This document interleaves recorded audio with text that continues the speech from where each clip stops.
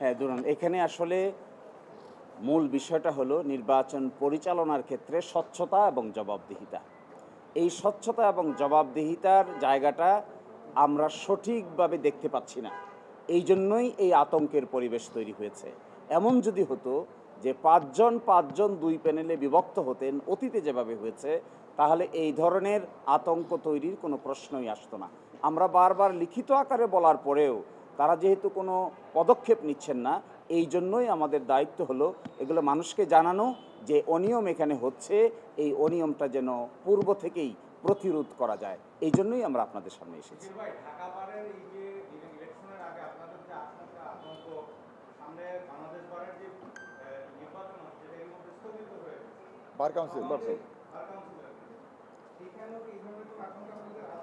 না, বার কাউন্সিলের নির্বাচনটা আজকে আমাদের আলোচনা বিষয় নয়। বার কাউন্সিলের নির্বাচন পরবর্তী তারিখ ঠিক হলে আমরা এই ব্যাপারে আপনাদের সঙ্গে বিস্তারিত আলোচনা করব। আজকে ঢাকা বারের প্রায় 20,000-এরও অধিক ভোটার আছেন, নারী পুরুষ মিলে।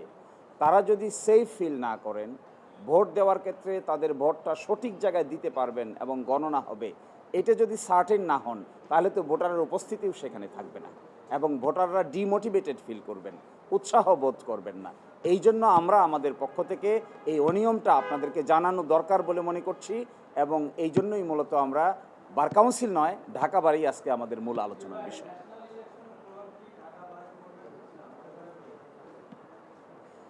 না দেখুন, ন্যাশনাল বারের প্রভাব পড়া, ন্যাশনাল ইলেকশনের প্রভাব পড়া না পড়ার প্রশ্ন জনগণ বা ওইখানকার বিজ্ঞ আইনজীবীরা যেটা সিদ্ধান্ত নেবেন এটাই হবে।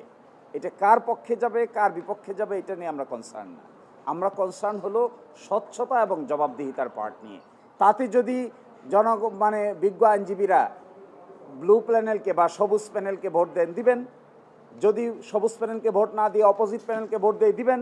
কিন্তু ভোট হওয়ার আগেই ইলেকশন সিস্টেমে একটা মেকানিজম করার যে আগ্রহ কিংবা দৃষ্টিভঙ্গি দেখা যাচ্ছে, লক্ষণ দেখা যাচ্ছে, আমরা মনে করি এই পরিবেশে ভোট হওয়া এবং ভোট গণনা করা দুইটাই অন্তত রিস্কি ব্যাপার।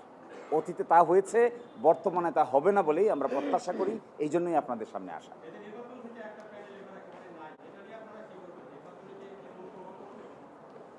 দেখুন, নির্বাচনে যদি কোনো একটা প্যানেল না থাকে, তাহলে যারা আছেন, বিজ্ঞ সদস্যরা আছেন, তারা তাদের পছন্দ মতো যারা নির্বাচনে দাঁড়াচ্ছেন তাদেরকে ভোট দেবেন।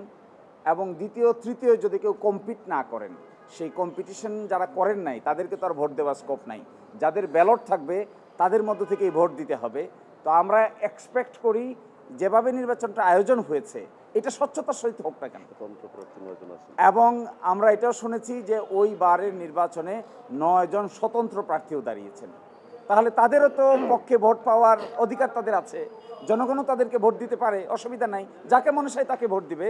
কিন্তু সেখানে ইলেকশন কমিশনে অধিক সংখ্যক সদস্য রেখে ফলাফলকে নিজের মতো করে চেঞ্জ করার মেকানিজমটাকে আমরা কোনোভাবেই মেনে নিতে প্রস্তুত নই।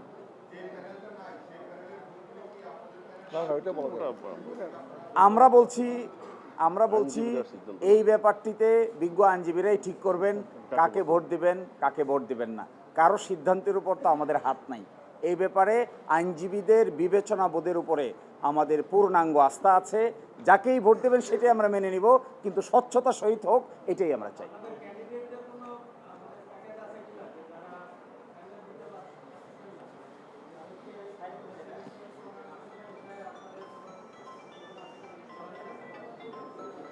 বুঝতে পারছেন?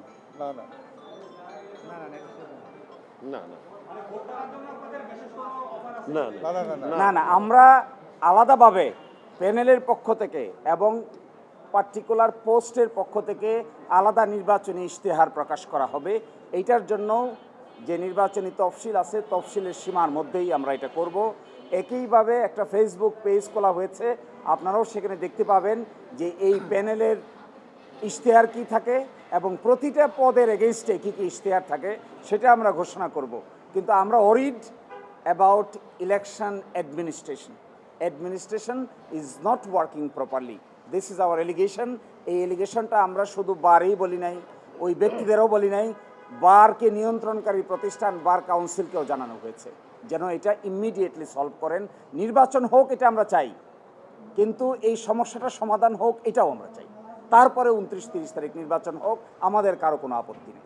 একটা বিষয় একটু স্পষ্ট করে জানতে চাই, এই যে অভিযোগগুলো এগুলো কি আসলে আপনাদের এই বারের সাথে যারা সংশ্লিষ্ট আপনাদের প্রতিপক্ষের তারাই শুধুমাত্র এর সাথে জড়িত, নাকি আসলে সেন্ট্রালি সেই দলের কেন্দ্রীয়ভাবে এই বিষয়টাকে দেখা হচ্ছে? এই প্রশ্নের জবাব যারা এই মেকানিজমটা করছেন তারাই আমাদের চেয়ে ভালো দিতে পারবেন।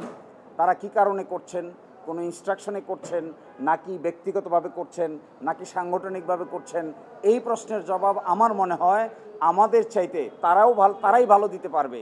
তবে আমাদের কনসার্ন হলো এইভাবে ইলেকশন আয়োজন করাটা বারের জন্য, বিশেষ করে এত বৃহত্তম বার ঢাকা বারের জন্য একটা শেমফুল এক্সাম্পল হিসেবে থেকে যাবে। এটা করা উচিত হবে না।